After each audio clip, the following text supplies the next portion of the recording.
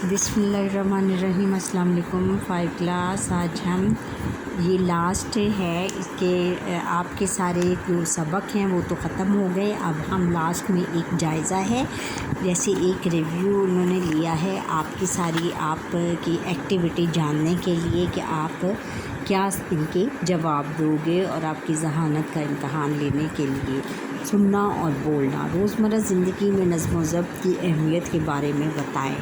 نظم و ضبط کیا ہوتا ہے بچوں؟ ڈسپلن جس کو کہتے ہیں۔ روزمرہ کی زندگی میں ڈسپلن بہت ضروری ہے، ایون اپنے گھر میں، اپنی فیملی میں بھی اگر ہم ڈسپلن سے رہیں، نظم و ضبط کے ساتھ رہیں تو کوئی بھی بہت اچھا ماحول رہے اپنے گھر میں بھی، اور اسکول میں تو رہتا ہی ہے۔ اسکول میں نظم و ضبط کی سب سے بڑی مثال، سب سے پہلی مثال اسکول کی اسمبلی ہے۔ اسمبلی میں بچے بڑے نظم و ضبط سے کھڑے ہوتے ہیں، اور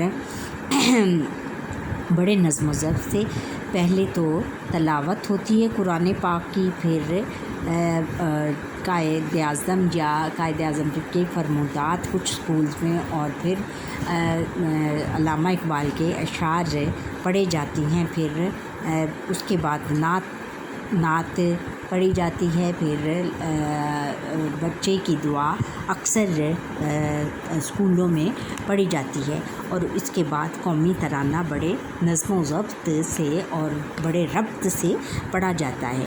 اس کے علاوہ یہ ہے کہ ہماری نماز، جب ہم باجماعت نماز پڑھتے ہیں تو اس میں بھی بڑا نظم و ضبط ہوتا ہے، ہر کوئی ایک ساتھ کھڑا ہوتا ہے، ایک ساتھ رکوع سجود اور ہر سٹیپ نماز کا ایک ساتھ کرتے ہیں، اور یہ بہت آنکھوں کو دیکھ کر بہت اچھا لگتا ہے۔ پھر یہ ہے کہ ٹریفک کا نظام بھی جو ہے ریڈ گرین، اور پھر ریڈ لال پیلی اور ہری بتی، یہ سب بھی نظم و ضبط کی مثالیں ہیں۔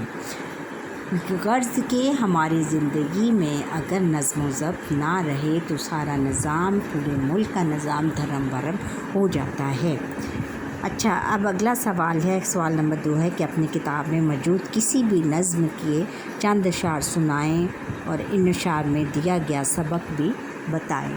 کسی بھی نظم کے، جیسے ہم ہوا چلی کے 2 اشعار سناتے ہیں۔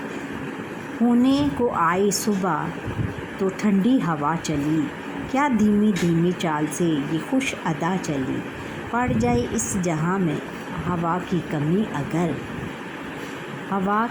اگر کمی، چھپایا کوئی زندہ بچے نہ آدمی۔ یعنی اس نظم میں شاعر نے ہوا چلنے کے منظر کو پیش کیا ہے، اور بڑے اچھے سٹائل میں انہوں نے کہا ہے کہ یہ جو شعر ہم نے پڑھا کہ ہونے کو آئی صبح تو ٹھنڈی ہوا چلی، کیا دھیمی دھیمی چال سے یہ خوش ادا چلی، یہ صبح ہونے کو آئی ہے اور یہ کتنی پیاری ٹھنڈی ٹھنڈی ہوا چل رہی ہے، کیا دھیمی دھیمی چال سے یہ خوش ادا چلی، اور بڑے دھیمی دھیمی، بڑے آہستہ آہستہ انداز میں یہ خوشی ادا یعنی خوشی بڑی اچھی ادائیں دکھاتی ہوئی یہ چلتی ہوئی آ رہی ہے آہستہ آہستہ ہوا، پڑ جائے اس جہاں میں ہوا کی اگر کمی، چھپایا کوئی زندہ بچے نہ آدمی۔ اور اگر شاعر کہتا ہے، پھر اس دوسرے مصرعے میں شاعر کہتا ہے کہ اگر ہوا کی اس دنیا میں کمی پڑ جائے تو نہ کوئی چھپایا یعنی جانور زندہ رہے، اور نہ بچے اور نہ آدمی، نہ کوئی زندہ بچے، نہ چھپایا کوئی زندہ بچے، یعنی جانور اور انسان زندہ نہیں بچ سکتے، کیونکہ ہوا اس دنیا میں ہوا بہت ضروری ہے، اور اس کا عمل دخل ہماری زندگی میں بہت زیادہ ہے۔ ہوا نہ ہو تو ہم سانس نہیں لے سکتے، کیونکہ ہوا کا بہت زیادہ، جب ہم سانس لیتے ہیں تو ہوا جو ہے ہمارے سانس کے ذریعے ہمارے پھیپھڑوں تک جاتی ہے، اور ہمیں سانس لینے میں بہت آسانی رہتی ہے۔ یہ ہو گیا. اور اب ایک گائے اور بکری، اس کی پہ ہم چند اشعار دیکھ لیتے ہیں. ایک چراگاہ ہری بھری تھی کہیں، تھی سراپا بہار جس کی زمین، کیا سما اس بہار کا ہو گیا، ہر طرف صاف ندیاں تھیں رواں. یہ علامہ اقبال کی بہت پیاری نظم آپ نے پڑھا ہوگا. آپ اس کو یاد کرو بچوں، پڑھا ہے نا پیچھے آپ نے، اسی کتاب میں پڑھی ہے یہ نظم. اور اس میں انہوں نے ایک چراگاہ کا منظر پیش کیا ہے اور بڑے چھوتے اور بڑے منفرد انداز میں انہوں نے ایک مکالمہ ہے ایک گائے اور بکری کے درمیان. گائے اور بکری، پہلے انہوں نے چراگاہ کا منظر پیش کیا ہے کہ ایک چراگاہ ہری بھری تھی کہیں، تھی سراپا بہار جس کی زمین، کہا کیا سما اس بہار کا ہو گیا، ہر طرف صاف ندیاں تھیں رواں. ایک چراگاہ، وہ چراگاہ جیسے چراگاہ اس کو کہتے ہیں کہ جہاں ایسی سرسبز و شاداب احاطہ کہ جہاں پر جانور چرنے کے لیے، گھاس چرنے کے لیے جاتے ہیں، اس کو ہم چراگاہ کہتے ہیں. تھی سراپا بہار جس کی زمین، اور جس کی زمین بہت سراپا بہار تھی اور اس کی زمین اتنی ہری بھری تھی، اتنی سرسبز و شاداب تھی کہ ایسے لگتا تھا کہ جیسے بہار کا موسم آ گیا ہو. کیا سما اس بہار کا ہو گیا، اور ہم اس بہار یعنی اس بہار جیسے موسم کا کیا سما ہم بیان کریں. ہر طرف صاف ندیاں تھیں رواں، اور ہر طرف صاف ستھرے پانی کی ندیاں رواں تھیں. یہ ہو گیا. اور اب آگے ہے کہ تیسرا سوال ہے کہ دی ہوئی عبارت درست تلفظ اور روانی سے پڑھ کر پوچھے گئے سوالوں کے زبانی جواب دیں. یہ انہوں نے شالیمار باغ لاہور کے باغوں میں خاص تاریخی اہمیت کا حامل ہے. اسے مغل بادشاہ شاہ جہاں نے بنوایا تھا. اس باغ کی تعمیر 1637 میں شروع ہوئی تھی اور اسے 1641 میں مکمل کیا گیا. باغ مستطیل شکل میں ہے. مستطیل شکل کس کو کہتے ہیں؟ ریکٹینگل کو، یعنی جس کے دو کونے چھوٹے اور لمبے ہوں، ریکٹینگل کو کہتے ہیں. اس باغ کے 3 حصے ہیں. فرح بخش یعنی خوشی پہنچانے والا، اور فرح بخش یعنی خوشی پہنچانے والا یہ سب سے اوپر والا حصہ ہے. درمیانے حصے کو فیض بخش کہتے ہیں، یعنی فائدہ پہنچانے والا. یہ سب سے نیچے والے حصے کو حیات بخش کہتے ہیں، یعنی زندگی بخشنے والا. پورے باغ میں 410 فوارے ہیں.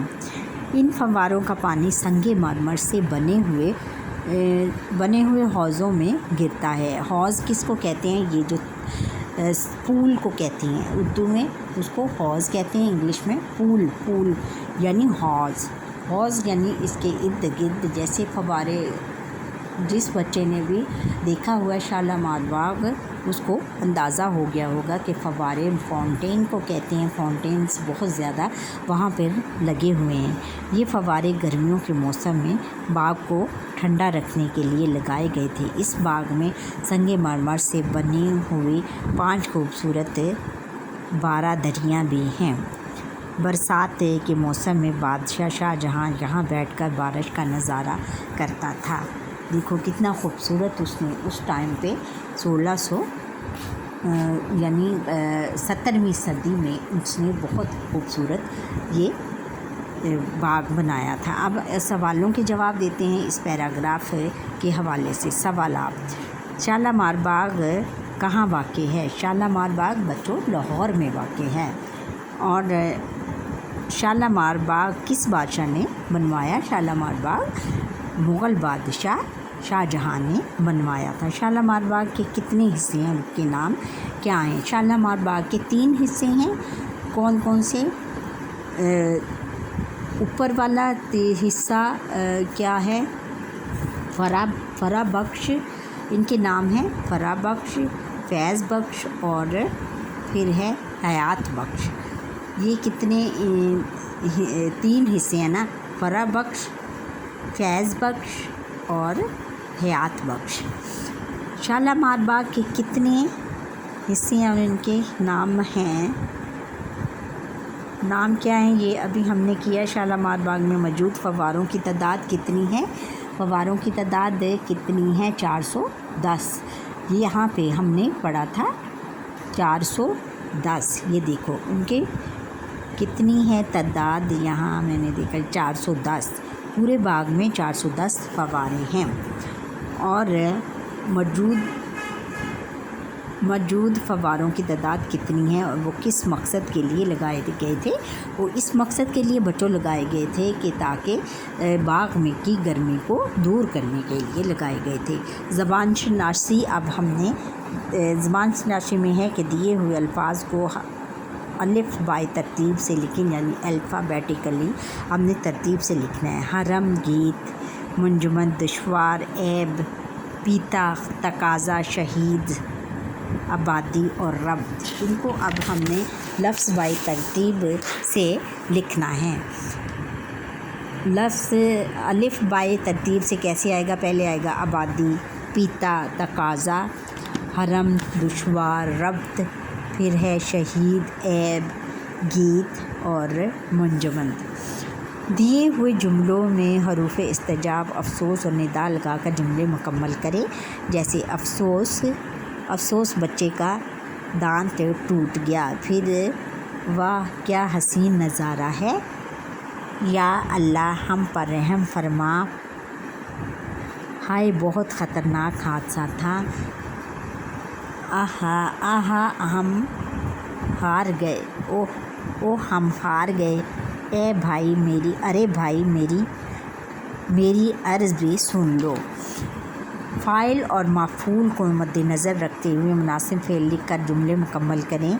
فاختہ شاخ پر بیٹھی تھی، آج میں سیر کے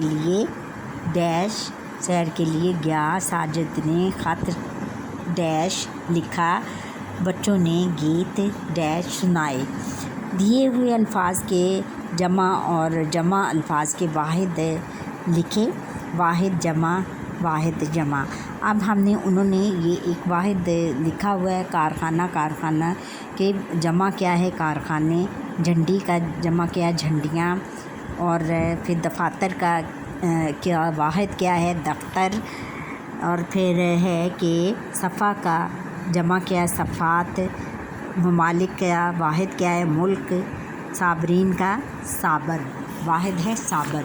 اچھا، دیے ہوئے الفاظ میں سے مترادف اور متضاد الفاظ کی جوڑیاں الگ الگ کریں، جیسے سورج، انسان، سست، بنجر، جہنم، شمس، بشر، چست، فائدہ، دوزخ، زرخیز اور نقصان۔ اب انہوں نے پہلے الفاظ مترادف دیے۔ مترادف الفاظ کون سے ہوتے ہیں؟ کہ جو ایک جیسے ہوں، جن کا مطلب یعنی جن الفاظ معنی دوسرے الفاظ میں ہم کہیں گے، دوسرے لفظوں میں ہم یہ کہیں گے کہ الفاظ معنی۔ اچھا، اب مترادف کیا ہیں؟ سورج کا کیا ہے؟ شمس۔ یہاں سے ہم نے انہی الفاظ میں سے ان کو ہم نے پہلے الفاظ مترادف لکھنے ہیں۔ سورج، شمس، انسان، بشر، جہنم، دوزخ۔ اور پھر الفاظ متضاد، سست، چست، بنجر، زرخیز، نقصان، فائدہ۔ یہ ہو گیا۔ اب دیے ہوئے جملوں میں مناسب جگہ پر ختمہ، سکتہ اور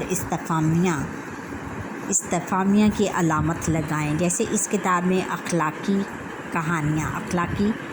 کہانیاں کیا ہم لگائیں گے؟ سکتہ۔